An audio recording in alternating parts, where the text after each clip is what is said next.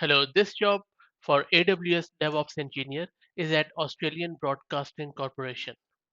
Australian Broadcasting Corporation is Australia's most trusted and independent source of Australian conversation, culture, and stories.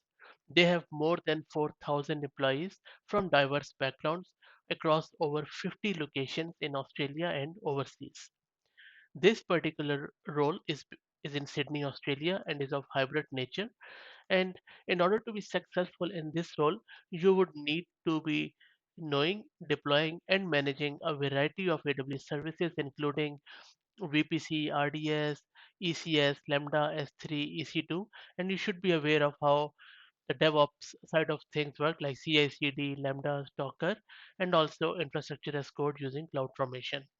You should also know at least one scripting language, including Python, Ruby, Perl, or even Bash.